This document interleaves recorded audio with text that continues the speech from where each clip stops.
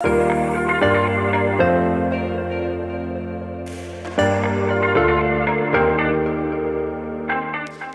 thanks for joining us on Truth Tuesday. My name is Gregg. I'm Senior Minister at First Christian Church, and I'm just coming off of a vacation, and it was a great Sabbath for me.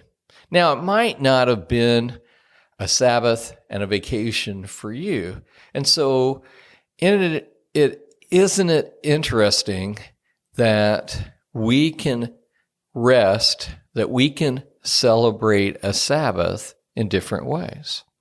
Really, we were just off spring break, and I had planned to go to Israel with a group this year, and we had to postpone to 2023. And so I was home, and I had some projects to do, and we spent both weekends, Saturdays and Sundays, just kind of relaxing and taking it easy. But through the week, I was doing projects at home, ceiling fans, porch swings, storm doors, hydraulic cylinders, hydraulic hoses, just some general maintenance work around the house, and helping our son and our daughter, our son-in-law and our daughter while we were on vacation.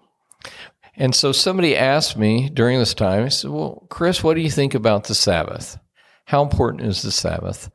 And the Sabbath was the seventh day, and we see in creation in Genesis, early part of Genesis, where God celebrated the Sabbath. He took the Sabbath day off. He didn't do creation.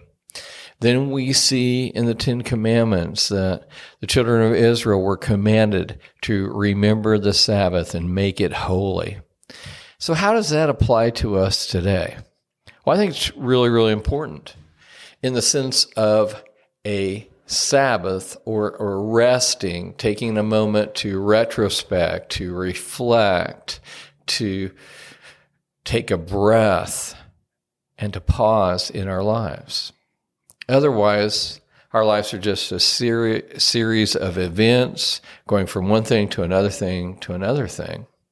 And I find it fascinating that God helped the Israelites to take that day. Even when they were in the wilderness, they did not have to collect manna on that seventh day, that God provided enough. And I think that's the principle for us to remember, is that we don't need to work frenetically. We don't need to worry or be anxious, because God has provided enough time and enough resources for every one of us.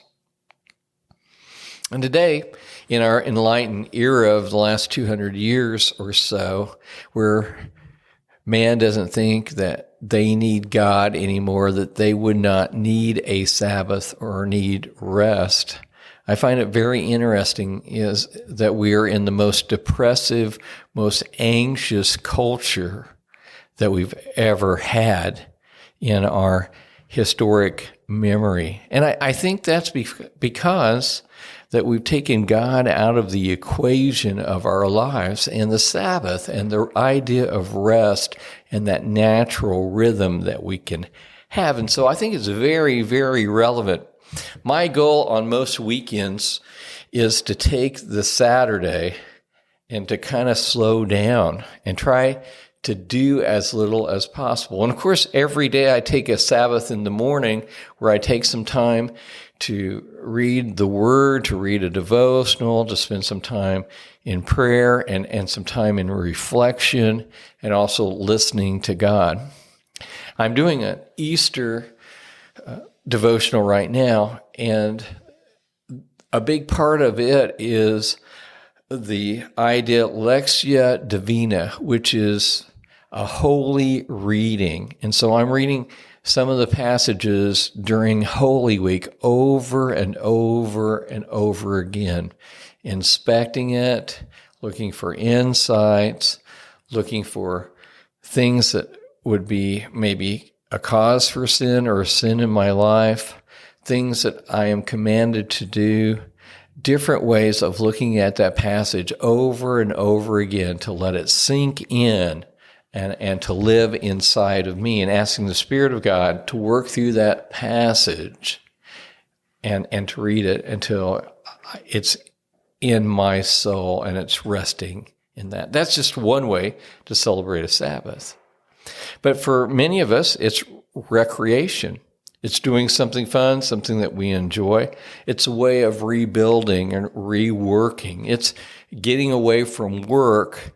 Maybe we work harder at our recreation sometimes, but in reality, it's an opportunity to recreate and to enjoy what has been created. It might be creation, it might be boating, it might be fishing, it might be hunting. At this time of year, it might be walking in the rain because we had so much rain this last week. But some way, somehow, getting away on a short trip, going shopping, whatever it is, just not working and allowing yourself to take it in and to rest. And that builds a wall for us to help us to reduce our anxiety, our depression, to restore our relationship with God, because our souls need that Sabbath, that time of rest.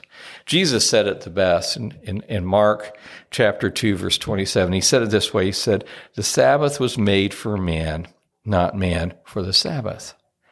God knew in his creation, in his rhythm, that we needed that rest, that Sabbath. In fact, the children of Israel were told to let the land rest every 7 years, and it was called the Shemitah.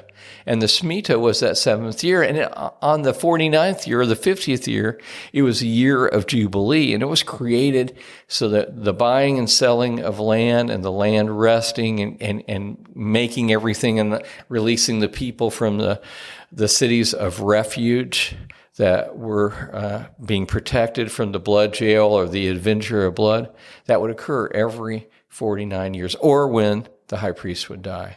So the Sabbath, even though we don't celebrate the Lord's Day on Saturday, the idea of the Lord's Day and the Sabbath are ideas of that 7-day rhythm that I think we need physically in our life. Spiritually, we need it. Emotionally, we need it to reduce anxiety and depression, but also to have a better quality of life. That's why God designed it.